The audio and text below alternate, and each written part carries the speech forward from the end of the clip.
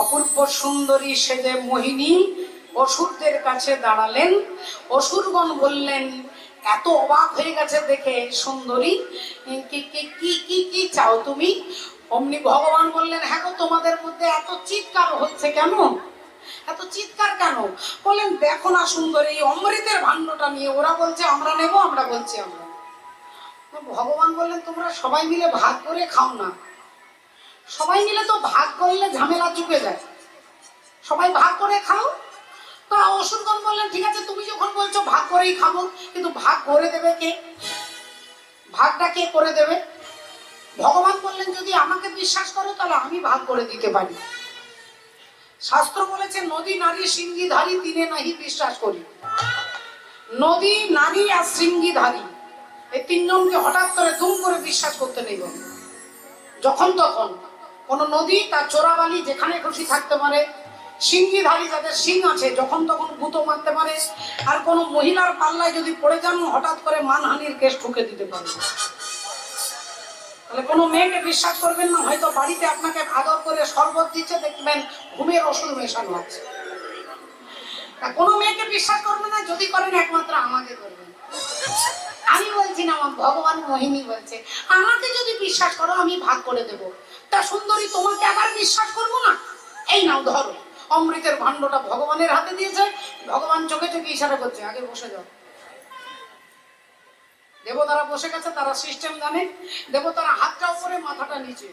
ভগবানের দিকে তাকালে এই মুহূর্তে গন্ডগোল হয়ে যাবে, তাই হাত উপরে মাথাটা নিচে। আর অসুরগণ কোনো সিস্টেম জানে না, হাত উপরে আর হাত করে তাকিয়ে আছে। আর ভগবানের দিকে অমৃত দিচ্ছে। অসুরগণ বললেন, ওদেরকে আগে দিচ্ছ কেন? আমরা তো আগে পেয়েছি। ভগবান কানে কানে বলছে, উপরের জলটা পাতলা পাতলা, নিচে গাঢ় আছে।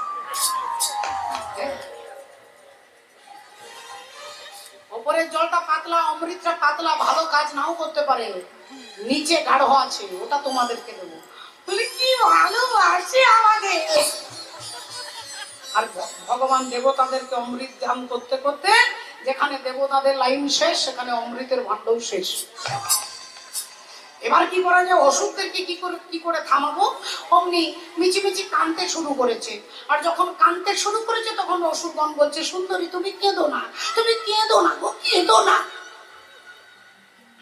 আমরা অমৃত চাই না, আমরা তোমাকে চাই। ভগবান ভাবলেন, যাক তাহলে কাজ করে গেছে ইঞ্জেকশনে। বললেন, ঠিক আছে, আমাকে তোমরা চাও? হ্যাঁ চাই। তাহলে চোখ বন্ধ করো, আমি এক একজনের কাছে যাবো, তো চোখ বন্ধ করো। সবাই আমার দিকে তাকালে লজ্জা করবে না? অসুরগণ তাড়াতাড়ি চোখ বন্ধ করে দিয়েছে। আর চোখ বন্ধ করে ঘন্টার পর ঘন্টা কেটে যাচ্ছে। কিছুক্ষণ পরে চোখ খুলে তাকিয়ে দেখছে ভগবান পয়াগায়। দেবর্ষি নারদ বললেন, আপনারা বিশ্বাস করেছেন তাই বারবার আপনাদেরকে এভাবে চিটিংবাজি ঠকানো হয়েছে। আর আপনি আজকেও একই ভুল করছেন। ওই ছেলেটাকে ফিরিয়ে দিয়েছেন, ওই ছেলেটাই তো অষ্টম সন্তান হয়ে আপনাকে মারবে। কংস বললেন, ওরে কে আছিস, গরম জিলিপি নিয়ে আয় নারদের জন্য। আর নারদ মুনি বললেন, আমি তোমার হয়েও বলবো না, আমি এর হয়েও বলবো না। এমন একটা কেস করব, দুই ভাই রামু আর শামু বাজারে গিয়ে বেড়াতে গেছে মেলা দেখতে। মেলা দেখতে দেখতে সন্ধে হয়ে গেছে, বাড়ি ফিরে যাবে। সামনেই জিলিপির দোকান। বড় ভাই ছোট ভাইকে বলছে, ভাই তোর পকেটে টাকা আছে? না দাদা, তোমার নেই? না আমারও নেই। তাহলে চল জিলিপি খাবো। কি করে খাবো দাদা, টাকা নেই? বলে, বিনে পয়সায় খাবো। না দাদা আমি খাবো না, তারপর মার খেতে হবে। আমি দূরে দাঁড়াচ্ছি, তুমি যাও। দাদা চলে এসেছে, দোকানদারকে বলছে, এই যে দাদা জিলিপি কত? মেজাজে জিজ্ঞাসা করছে।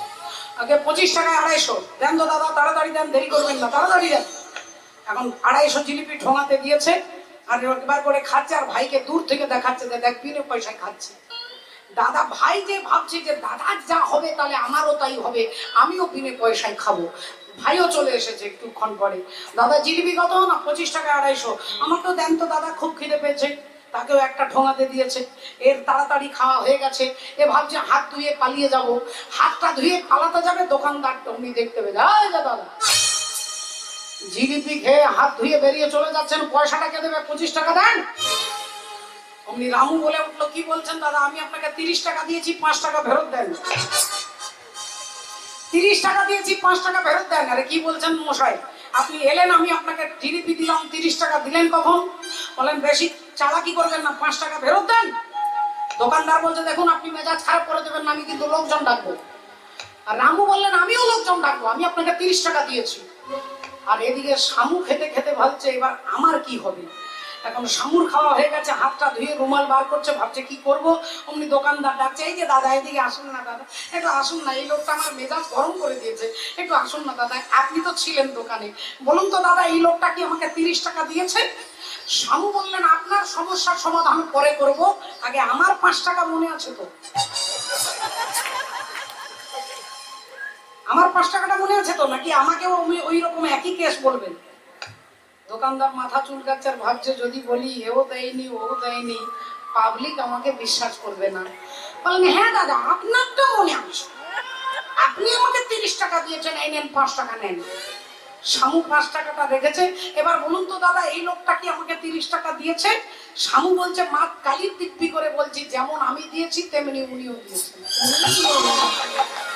যেমন আমি দিয়েছি তেমনি উনি দিয়েছেন, মানে আমিও কিছু দিইনি আর উনিও কিছু দেবেন। যেমন আমি দিয়েছি তেমনি উনি দিয়েছেন, তাহলে এটা মিথ্যে নয়, আবার এটা সত্যিও নয়।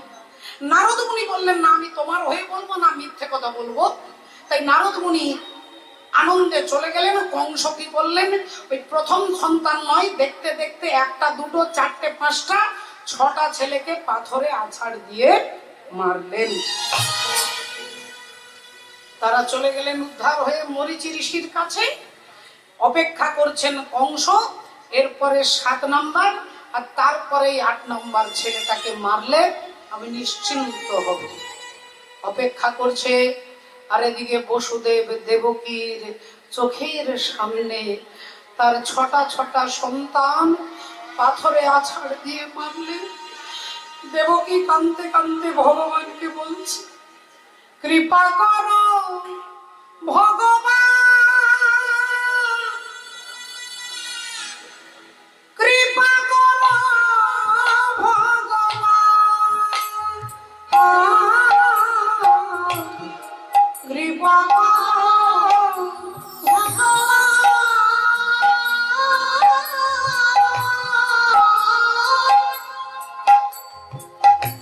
কৃপা করো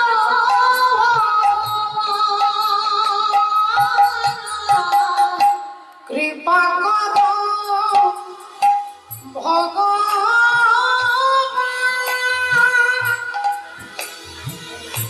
কৃপা করো ভগবান, একেবারে কৃপা করো ভগবান, কৃপা করো ভগবান। আমি পড়েছি বিপদে রাখো গো শ্রীপদে, পড়েছি বিপদে রাখো গো শ্রীপদে, মোরে করো পরিত্রাণ, কৃপা করো ভগবান, কৃপা করো ভগবান।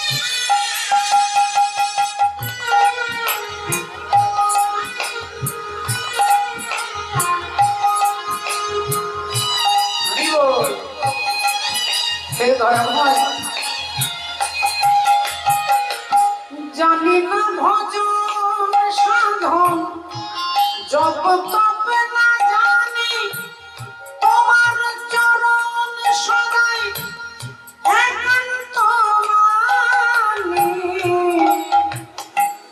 জানি না সাধন ভজন জপ তপ না জানি, তোমার চরণ একান্ত মানি, কৃপা করো ভগবান,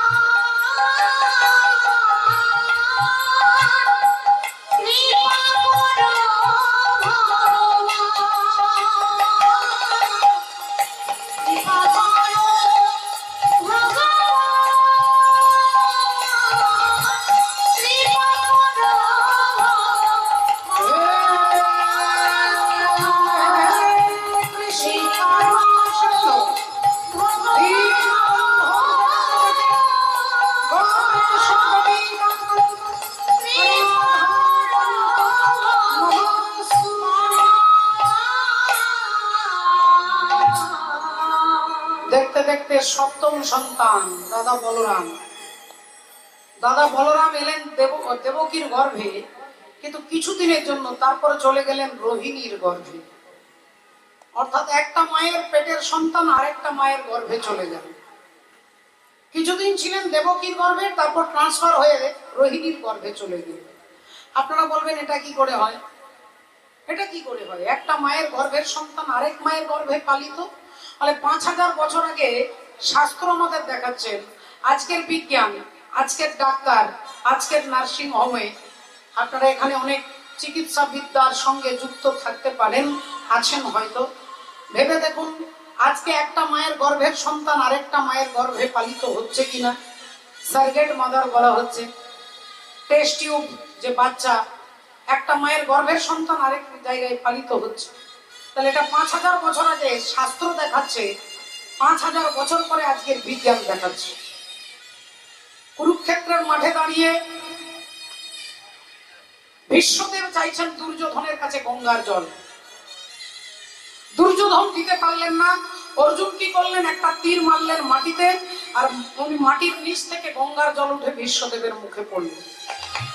বড় বড় বিজ্ঞানীরা চিন্তা করলো যে অর্জুন যদি মাটির তলা থেকে জল বার করতে পারে, তাহলে মাটির তলায় জল আছে। আজকে ঘরে ঘরে টিউবওয়েল সৃষ্টি হলো, আজকে কল সৃষ্টি হচ্ছে, আজকে মিনি ডিপ সৃষ্টি হচ্ছে। এটা আইডিয়াটা কোথা থেকে? বলে মহাভারত থেকে। আজকে ঘরে ঘরে টেলিভিশন দেখছেন, এটা কোথা থেকে নেওয়া? বলে সঞ্জয় ধৃতরাষ্ট্রকে কুরুক্ষেত্রের যুদ্ধের বর্ণনা একটা 4 দেওয়ালের ঘরের ভেতরে করছে। 4 দেওয়ালের ঘরের ভেতর থেকে সঞ্জয় দিব্য দৃষ্টিতে দেখছে যে কুরুক্ষেত্রের মাঠে কি হচ্ছে, সেটা অন্ধ ধৃতরাষ্ট্রকে বলছে। আজকে ঘরে ঘরে দূর থেকে দূরদর্শন টেলিভিশন আবিষ্কার হলো, সেখান থেকে পাবো। তাহলে যা আছে মহাভারতে তাই হয় ভারতে, যা আছে মহাভারতে তাই হয় ভারতে।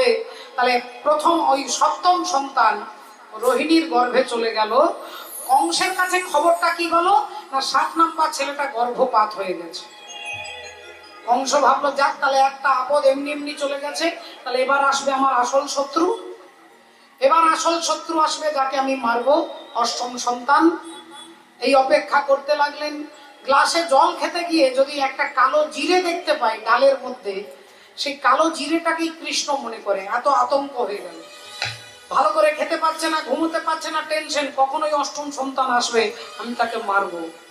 আর দেখতে দেখতে ভাদ্র মাস, কৃষ্ণ অষ্টমী তিথি, রোহিণী নক্ষত্রে ভগবান আসছে। ত্রিবীর বিদারী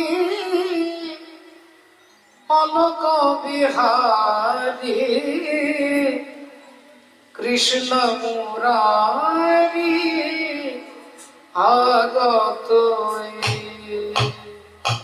ত্রিবীর বিদারী অলোক বিহারী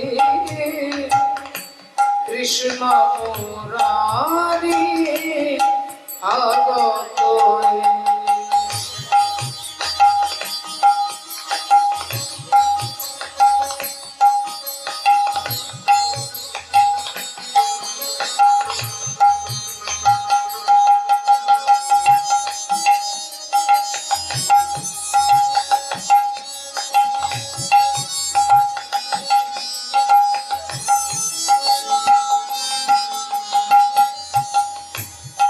বহিছে উজান অশ্রু যমুনায়, হৃদি বৃন্দাবনে আনন্দ ডাকে। বহিছে উজান অশ্রু যমুনায়, হৃদি বৃন্দাবনে আনন্দ ডাকে। বসুধা যশোদার স্নেহদার উথলায়, বসুধা যশোদার স্নেহদার উথলায়, কালো রাখাল মাঝে থই থই। শিবির বিদারি অলখ বিহারি কৃষ্ণ মুরারি আগত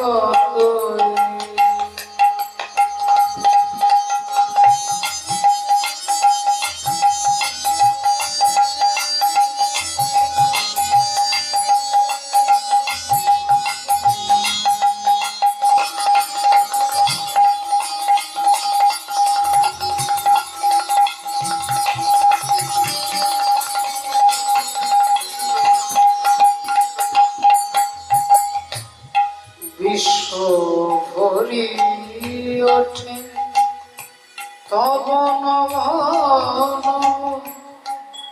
হরির পুরী মাঝে এলো অরিন্দম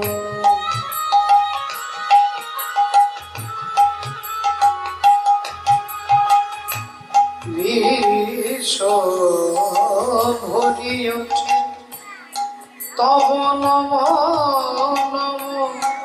হরির পুরী মাঝে এলো অরিন্দম ঘিরি আলার বৃথা জাগে প্রহরী জ্বালা অগকারার মাঝে দেখো বন্ধ বিমোচন ধরি অজানা রূপ আসিলে অনাগত ধরি অজানা রূপ আসিলে অনাগত জাগিয়া ব্যথা হত ডাকে ভই শিবির বিদারি অলখ বিহারি কৃষ্ণ মুরারি আগত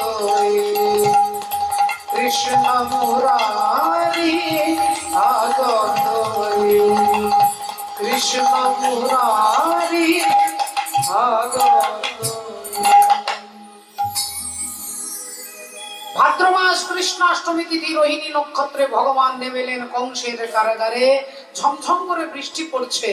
রাত্রি 12টার সময় ভগবান আসছেন।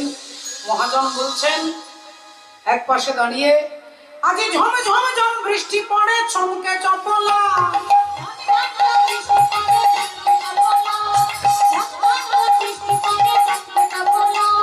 ঝম ঝম ঝম বৃষ্টি পড়ে চমকে চপলা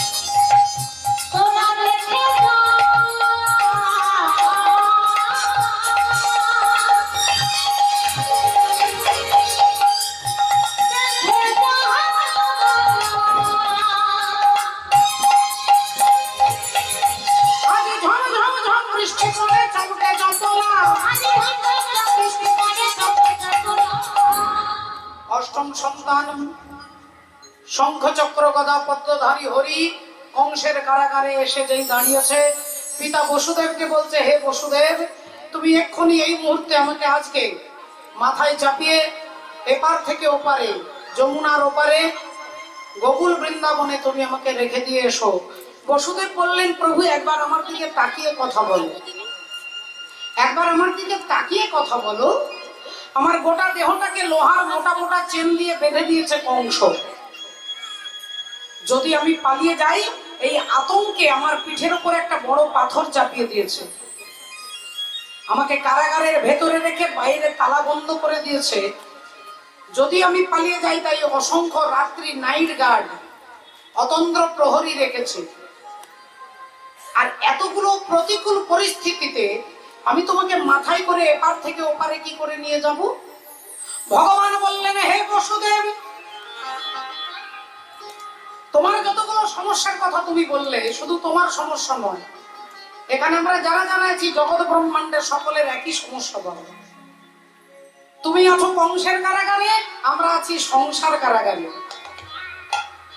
তোমাকে লোহার চেন দিয়ে বাঁধা আছে, আমাদের দেহটা মায়ার চেন দিয়ে বাঁধা আছে। তোমার পিঠের উপরে পাথর চাপানো আছে, আমাদের পিঠের উপরে সংসারের বোঝা চাপানো আছে। তোমাকে পাহারা দিচ্ছে অতন্দ্র প্রহরী, আমাদের পাহারা দিচ্ছে কাম ক্রোধ লোভ মোহ মদ মাৎসর্য। কিন্তু বসুদেব, তুমি যখনই আমাকে মাথায় তুলে নেবে, তোমার শেকলগুলো খুলে যাবে, পাথরটা নেমে যাবে, দরজা উন্মুক্ত হয়ে যাবে, প্রহরী সবাই ঘুমিয়ে যাবে। কখন না জীব যখন ভগবানকে আশ্রয় করবে। জীব যখন ভগবানকে আশ্রয় করবে, মায়ার শেকলগুলো একটা একটা খুলে যাবে, সংসারের বোঝাটা নেমে যাবে, কাম ক্রোধ লোভ মোহ মদ মাৎসর্য এরা শিথিল হয়ে যাবে। রাধে রাধে। তাই বসুদেবকে কথা বলতেই ভগবানকে যেই মাথায় তুলে নিল, ওমা সত্যি সত্যি শেকলগুলো খটখট করে খুলে গেল, দরজা খুলে গেল, প্রহরী ঘুমিয়ে গেল। আর ভগবান সবাইকে মাথায় করে, হরি বল, ভগবানকে মাথায় করে নিয়ে বসুদেব কারাগারের বাইরে যমুনার তীরে এসে উত্তাল তরঙ্গে যমুনা বইছে, ভয় পেয়ে গেলেন কি করে পার হব। ভয় পেয়ে যাচ্ছেন কি করে পেরোবো, কি করে যমুনা পার হব। ভগবান মাথার উপরে আছে, চিন্তা করুন, তারও টেনশন হচ্ছে কি করে পার হব। ভগবান উনি মা যোগমায়াকে ডাকছে, মা তুমি আমার বাবাকে পার করে দাও। যোগমায়াকে বলছে তুমি আমার বাবাকে পার করে দাও। মা যোগমায়া এসে বলছে, প্রভু তুমি তো তোমার বাবার মাথার উপরে আছো, আর মাথা থেকে কানটা অনেক দূরে নয়, মাথার কাছেই কান, তা তুমি তো কানে কানে বলে দিতে পারো যে হে বাবা বসুদেব, এই জলটা বেশি জল নয়, 1 হাঁটু জল তুমি পেরিয়ে যাও, তাহলে আর আমাকে ডাকতে হতো না, আমাকে শিগাল সাজতে হতো না। ভগবান বললেন, আমার বাবার কানে কানে আমি বলে দিলে বাবা যমুনা পার হয়ে যাবে, কিন্তু বাবাকে লক্ষ্য করা, বাবাকে পার করা আমার লক্ষ্য নয়, আমার লক্ষ্যটা হচ্ছে লক্ষ লক্ষ কলির জীবকে পার করা। এই কলির জীব কি পার হবে না ভব নদী পার হবে। আমার বাবা যমুনা পার হবে, আমরা ভব নদী পার হব।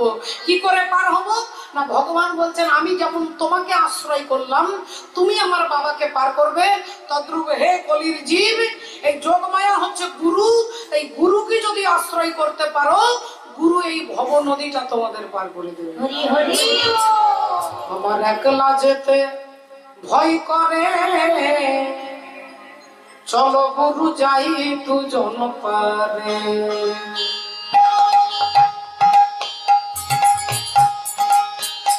আমার একলা যেতে ভয় করে, চলো গুরু যাই দুজন পারে।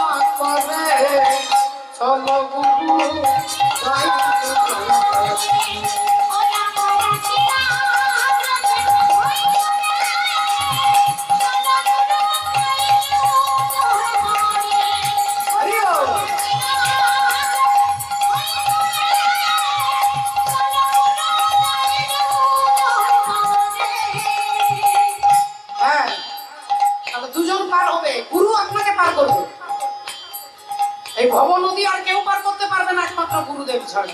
তাই বলছে আমার দেহ ছিল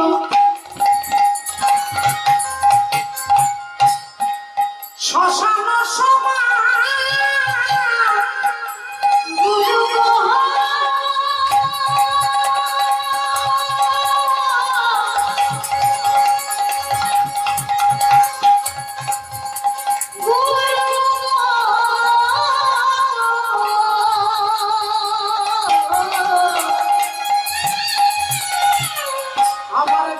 ছিল শ্মশান সমান,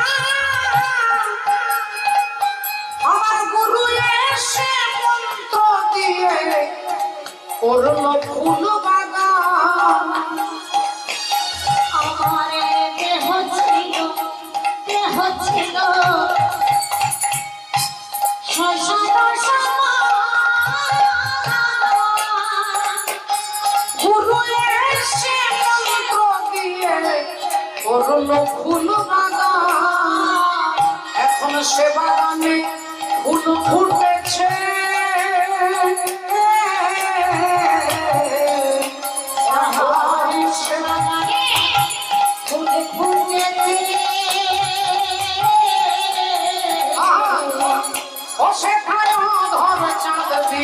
রাজ করে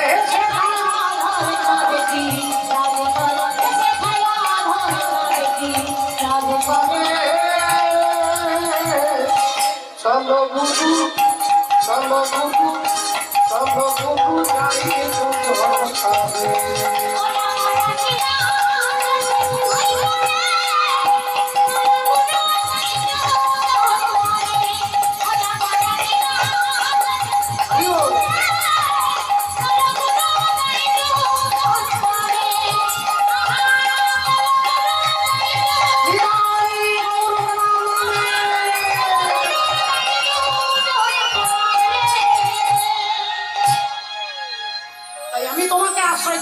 জগৎ গুরুকে আশ্রয় করবে ভব নদী পার হওয়ার জন্য। তাই আজকে বসুদেব তাকে রাস্তা দেখিয়ে নিয়ে যাচ্ছে শ্রীগালিনী যোগমায়া। রাস্তা দেখিয়ে এপার থেকে ওপারে নিয়ে গেলেন। বসুদেব ছেলেটাকে মা যশোদার কাছে শুইয়ে দিয়ে কন্যা সন্তানকে মাথায় করে এনে আবার কারাগারে চলে এলেন। দেখুন, যতক্ষণ কৃষ্ণ মাথায় ছিল ততক্ষণ শেকলও ছিল না, পাথরও ছিল না, কারাগারও ছিল না। যেই ভগবানকে মাথা থেকে নামিয়ে দিয়ে মহামায়াকে মাথায় তুলে নিলেন, আবার কারাগারে এসে বন্দী হয়ে গেল, শেকলটা জড়িয়ে গেল, পাথরটা চেপে গেল, দরজাগুলো বন্ধ হয়ে গেল, প্রহরী জেগে গেল। অষ্টম সন্তান ওয়া ওয়া করে কাঁদতে লাগলেন। কংসের কাছে খবর গেল, মহারাজ আপনার শত্রু অষ্টম সন্তান জন্ম নিয়ে নিয়েছে, ভূমিষ্ঠ হয়ে গেছে। অষ্টম সন্তান ভূমিষ্ঠ হয়ে গেছে, দেখবেন চলুন। কংস তাড়াতাড়ি ছুটে আসছে, এসেই কারাগারের ভেতরে দেবকীর কোল থেকে ছেলেটাকে ছিনিয়ে নিয়ে আর যেই পাথরে আছাড় দিয়ে মারতে যাবে, অমনি কন্যা সন্তান শূন্যে উঠে বলল, রে দুষ্টু কংস, তোমারে বধিবে যে গোকুলে বাড়িছে সে, তোমারে বধিবে যে গোকুলে বাড়িছে সে, তোমারে বধিবে যে গোকুলে বাড়িছে সে, তোমারে বধিবে যে গোকুলে বাড়িছে সে, পাপের কলস পূর্ণ হবে যাবে, পাপের কলস পূর্ণ হবে যাবে, পাপের কলস পূর্ণ হবে যাবে। কংস বললেন, কি তোমারে বধিবে যে গোকুলে বাড়িছে সে? আমার শত্রু গোকুল বৃন্দাবনে চলে গেল, গোকুলে চলে গেল। কে নিয়ে গেল, কিভাবে গেল, কোন পদ্ধতিতে গেল, কি করে, কিছুই তো বুঝতে পারছি না। কারাগারের শেকল বাঁধা, কারাগারের পাথর চাপানো, দরজাতে তালা লাগানো, প্রহরী রাখা রয়েছে। তাহলে কি করে নিয়ে যাবে গোকুল বৃন্দাবনে? তাহলে কি সর্ষের মধ্যেই ভূত আছে? চিন্তা করতে লাগলেন, কে নিয়ে গেল, কিভাবে গেল। দেখতে দেখতে 2 দিন 4 দিন 5 দিন পেরিয়ে গেল। মন্ত্রী এসে বলছেন, মহারাজ কে নিয়ে গেল এটা আপনার জানার দরকার নেই, এখন ভাবুন আপনার শত্রুকে আপনি কি করে মারবেন। অমনি কংস বললেন, 6 দিনের ছেলেটা হয়ে গেছে না, ওই ছেলেটাকে একমাত্র মারতে পারে কে? পুতনা পুতনা বলি ডাকিতে লাগিল, পুতনা পুতনা বলি ডাকিতে লাগিল, পুতনা পুতনা বলি ডাকিতে লাগিল, পুতনা পুতনা বলি ডাকিতে লাগিল। আর ভয়ে ভীতা হয়ে পুতনা আসিয়া দাঁড়ালো, ভয়ে ভীতা হয়ে পুতনা আসিয়া দাঁড়ালো, ভয়ে ভীতা হয়ে পুতনা আসিয়া দাঁড়ালো। মহারাজ কংস বললেন, তোমাকে একটা কাজ করতে হবে। আগে মহারাজ আপনার কাজ করবার জন্যই তো আমার জন্ম, বলুন কি করতে হবে? একজনকে খুন করতে হবে। আগে মহারাজ খুন করতেই তো আমি ভালোবাসি। কাকে খুন করতে হবে? তার একটা ছবি আর তার বায়োডাটাটা আমাকে দেন। কংস বললেন, এখনো ছবি তোলা হয়নি, বায়োডাটা হয়নি, মাত্র 6 দিনের ছেলে। মহারাজ একটা 6 দিনের বাচ্চাকে মারবার জন্য আপনি আমাকে ডেকেছেন? ঠিক আছে, আপনার কাজ হয়ে যাবে। কি করে হবে? কি করে তুমি মারবে ওই ছেলেটাকে? তুমি জানো না কার বাড়িতে আছে, আমিও জানি না কার বাড়িতে আছে। তুমি কি করে আমার শত্রুকে খুঁজে মারবে? পুতনা বললেন, মহারাজ সবই আইডিয়া, বুদ্ধি আর কি। ওই গোকুল বৃন্দাবনে যতগুলো 6 দিনের বাচ্চা আছে সবাইকে মারবো। কি করে মারবে? বলে আমি আমার স্তনের মধ্যে বিষ মাখিয়ে নিয়ে যাব, আর বিষ মাখানো স্তন পান করালেই হরিবল হয়ে যাবে। বিষ মাখানো স্তন পান করালেই হরিবল হয়ে যাবে। কংস বললেন আইডিয়াটা খারাপ নয়, কিন্তু তোমার যে বড় বড় দাঁত, আলকাতরার মতো গায়ের রং, তোমাকে দেখলেই তো সবাই ভয় পেয়ে যাবে। মহারাজ এত কিছু জানেন, আর এটা জানেন না যে বাজারে কত কত বিউটি পার্লার খোলা রয়েছে। বিউটি পার্লারে গিয়ে আলকাতরার রংটা একবারে দুই আলতার মতো হয়ে যাবে। আর এই 10 ইঞ্চি দাঁতগুলো ছোট করে নেব। দেখুন না, মায়ার দ্বারা অপূর্ব সুন্দরী নারী সাজলেন পুতনা রাক্ষস, অপূর্ব সুন্দর সেজে দাঁড়ালেন। কংস বললেন তাহলে এবার যাও, এবার যাও। অমনি পুতনা রাক্ষসী মথুরা থেকে গোকুল বৃন্দাবনে আসছে। বৃন্দাবনে আসছে আজকে 6 দিনের বাচ্চাদেরকে সবাইকে মারতে হবে। শুননি হ্যাঁ গোকুল নগরিয়া। ভক্তিমতী মায়ের একবার সবাই মিলে বলবো, বলো ভগবান কৃষ্ণচন্দ্র কি, বলো রাধা রানী কি। सुनी है गोकुल नगरिया, ओ आजा आजा सवरिया।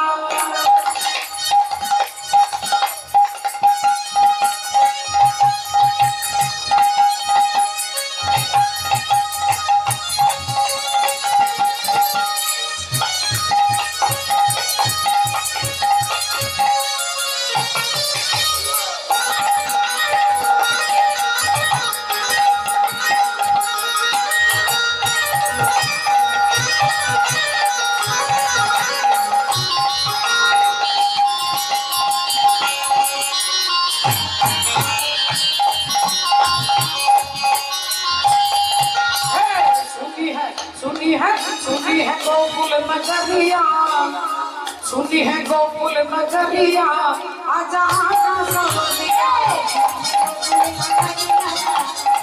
सुनी है गोकुल नगरिया, आजा आजा सवरिया। आजा सवरिया रे आजा सवरिया, आजा सवरिया रे आजा सवरिया, आजा सवरिया रे आजा सवरिया, सवरिया रे आजा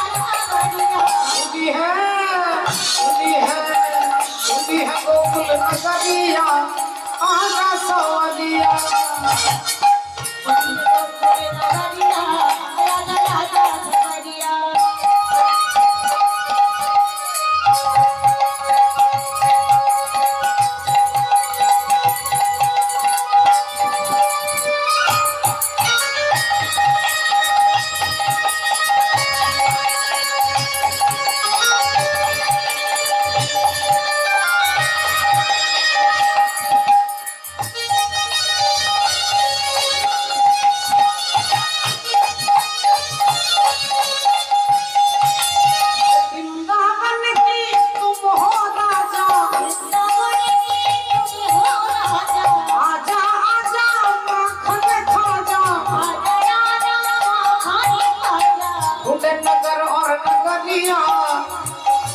नगर और नगरिया, आजा आजा सवरिया।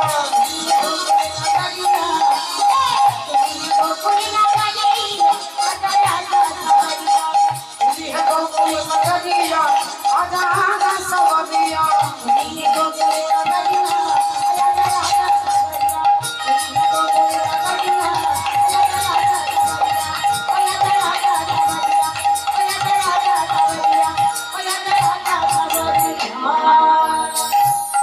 भगवान कृष्णचंद्र की, बोलो राधा रानी की, बोलिए भागवत महापुराण की। গরমের মধ্যে যেসব মায়েরা ঘুমোচ্ছেন তাদের কি এখন ঘুমিয়ে কীর্তন শুনবেন, সকালে বলবেন চৈতালি।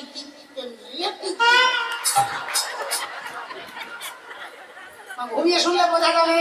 দেখুন কি একটা ছেলে ক্লাস 5-এ পড়ে, 10 বছর বয়স, ছেলে স্কুল ছুটি হয়েছে, রান্নাঘরে এসে মাকে ডাকছে, মা ও মা। আমার রাগ হয়েছে, আমি তো খাবো না, আমি লুচি নিকুচি করেছি, আমি খাবো না বলছি তো নাকি। আর তুমি যতই রাইস করো, যত আলুর দম করো, আমি খাবো না। আমার রাগ হয়েছে, বুঝতে পারছো না?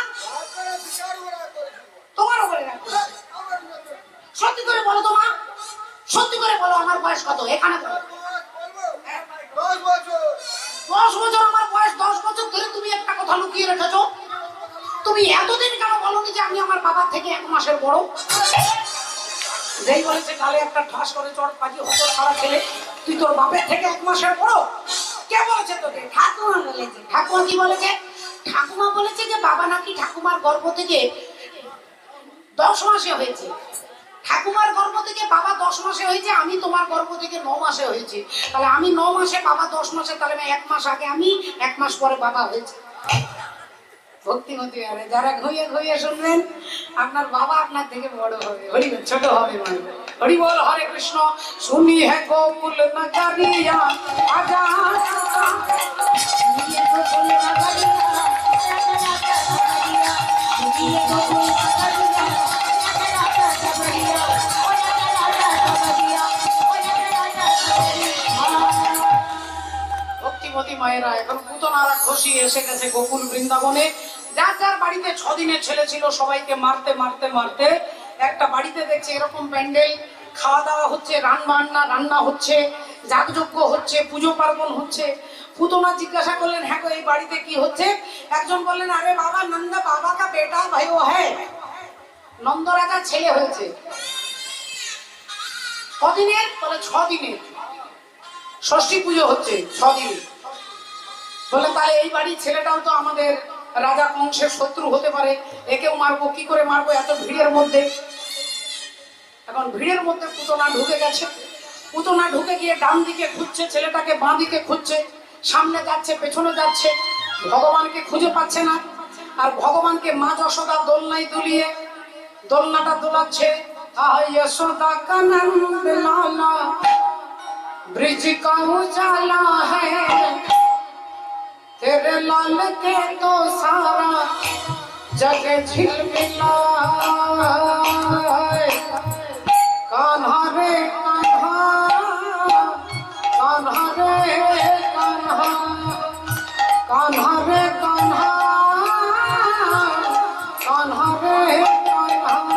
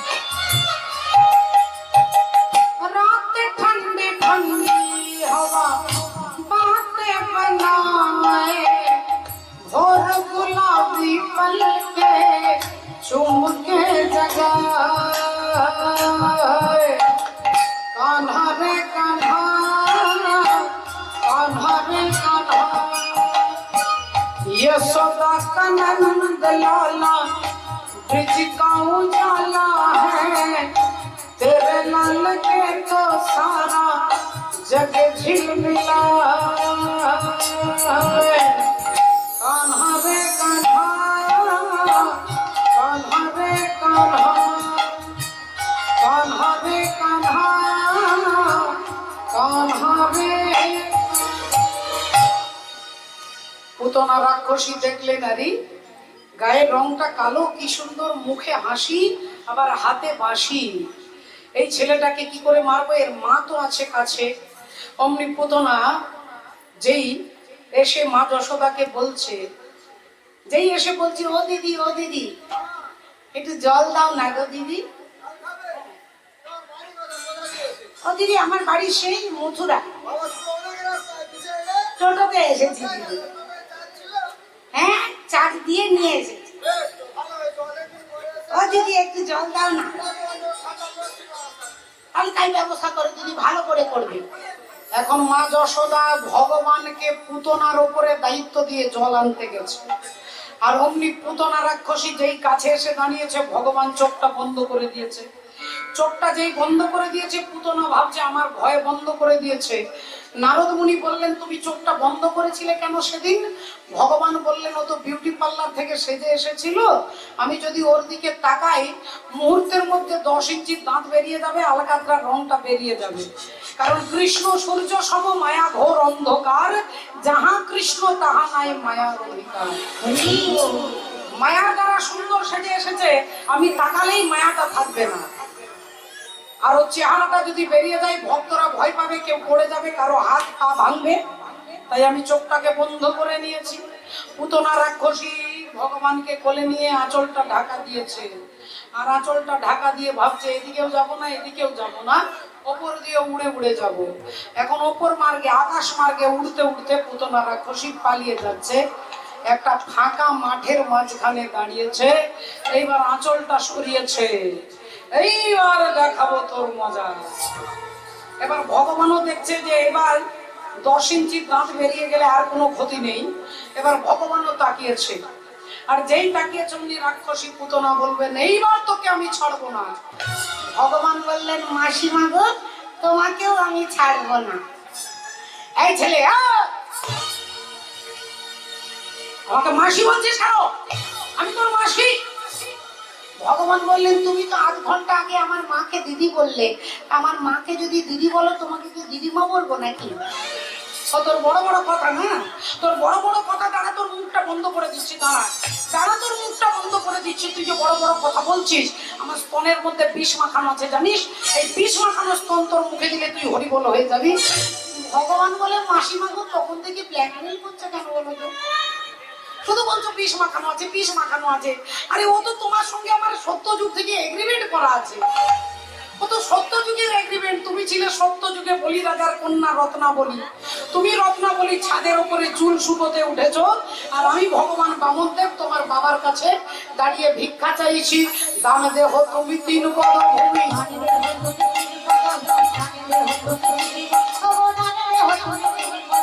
দানে দেহ তুমি 3 পদ ভূমি, এই ভিক্ষায় আমি চাই।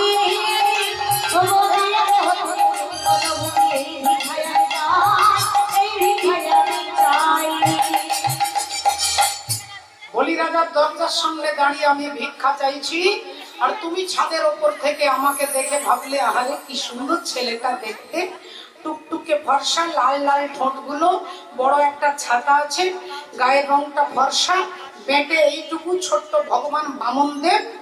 দেখে ভাবলো যে একে যদি কোলে নিয়ে স্তনপান করাতে পারতাম আমার নারী জন্মটাই ধন্য হয়ে যেত। অন্তর্যামী ভগবান হাত তুলে বলছে তথাস্তু, তোমার ইচ্ছে পূর্ণ হবে। আর তুমি অমনি ছাদ থেকে নেমে এসে দেখলে যে আমি তোমার বাবার মাথার উপরে পা দিয়ে দাঁড়িয়ে আছি।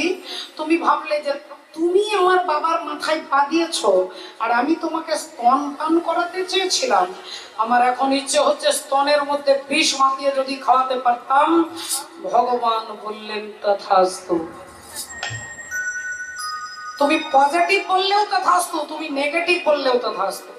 ये यथा मां प्रपद्यन्ते तांस्तथैव भजाम्यहं मम वर्तानु वर्तन्ते मनुष्य पार्थ सर्वस्व। তোমার ইচ্ছে পূর্ণ হবে মা, তবে সত্য যুগে নয়, ত্রেতা যুগে নয়, আগত দাপর যুগে তোমার নাম হবে পুতনা। পুতনা, পুতনা, পুত মানে পবিত্র, না মানে নয়, পবিত্র নয় যার বাসনা, তুমি হবে পুতনা।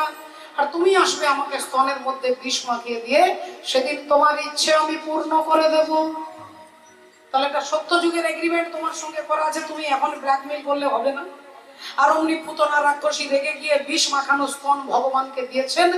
ভগবান অমনি টান দিয়েছেন, স্তন ধরি প্রভু আমারে দিলা মহাটান, দিলা মহাটান, পয় ধরে বাহিরাই পুতনার প্রাণ। স্তন ধরি প্রভু আমার দিলা মহাটান, পয় ধরে বাহিরাই পুতনার প্রাণ। পুতনা রাক্ষসী চিৎকার করছে ছেড়ে দে ছেড়ে দে। ভগবান বললেন মাসিমা গো, আমি সহজে কাউকে ধরি না, কিন্তু যাকে একবার ধরি তাকে ছাড়ি না। রাক্ষসী পুতনা চিৎকার করছে মুঞ্চে মুঞ্চে মুঞ্চে বলে ছেড়ে দে, আর তার প্রাণটাকে ভগবান পান করে নিলেন। ধড়াম করে পড়ল রাক্ষসীর মৃতদেহ। নন্দ রাজা খুঁজতে খুঁজতে এসে দেখছে রাক্ষসীর বুকে তার গোপাল। গোপালকে বুক থেকে তুলে এনে নন্দ রাজা আদেশ করছে, যাও ওর দেহটাকে খন্ড খন্ড করে পুড়িয়ে দাও। পুতনা রাক্ষসীর দেহটা যখন পুড়ছে, সমস্ত এলাকাতে চন্দনের গন্ধ উঠছে।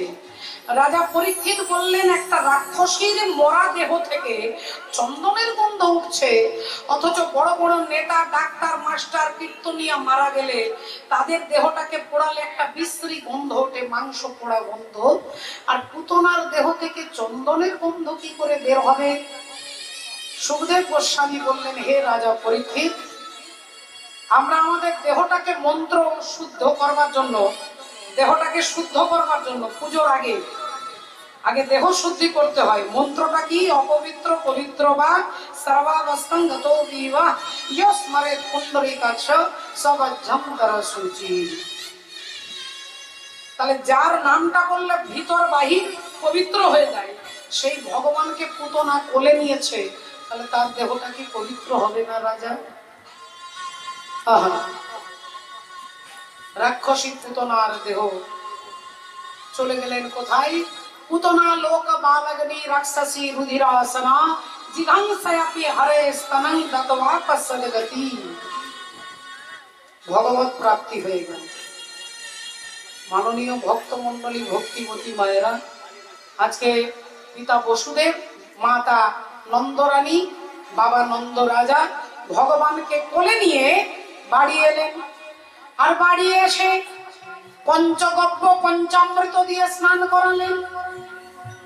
ভগবানের মায়ের কোলে ভগবান শোভা পেতে লাগলেন। আজকে মা যশোদার কোলে ভগবান। আর ভক্ত ভগবানকে ভালোবাসে, আপনারা জানেন। ভক্ত ভগবানকে ছাড়া কিছু জানে না, ভগবান ভক্তকে ছাড়া কিছু জানেন। তাই আজকে ভক্তের কোলে ভগবানকে রেখে একবার আমরা সবাই মিলে বলবো, হরে কৃষ্ণ হরে কৃষ্ণ কৃষ্ণ কৃষ্ণ হরে হরে, হরে রাম রাম রাম হরে হরে। মম জীবন যৌবন মম অখিল ভুবন, তুমি ভরিবে সৌরভে নিশীথি সম, তুমি রবে নীরবে হৃদয়ে মম, তুমি রবে নীরবে নিবিড় নিভৃত পূর্ণিমা নিশীথিনী সম, তুমি রবে নীরবে। তাই ভক্ত আর ভগবানের মিলন হইল,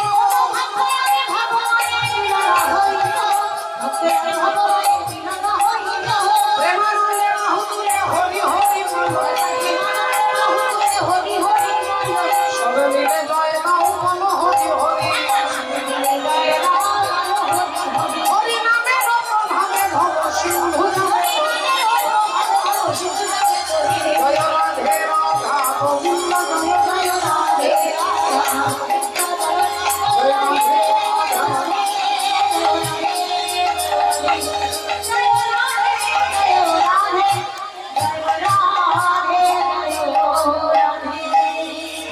সকলের চরণে বিনম্র নিবেদন প্রার্থনা, আপনারা হাতে করে প্রসাদ নিয়ে যাবেন।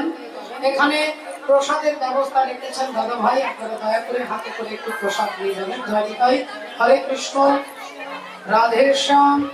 একটু ভজন গানের মধ্য দিয়ে আমরা আনন্দ করতে চাই। হ্যাঁ হ্যাঁ, জয় রাধে। না এখানে না, জয় রাধে। হরি বল, হরে কৃষ্ণ। অপরে না অপরে। হরি বল, রাধে একবার কৃষ্ণ বলে বাহু তুলে নাচরে হরি বলে।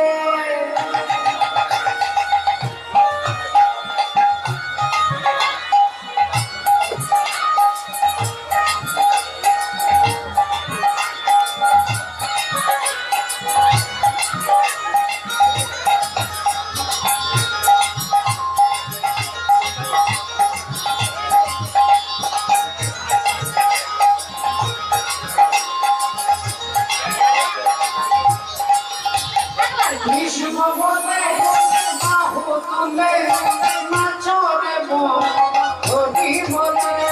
কৃষ্ণ বলে বাহু তুলে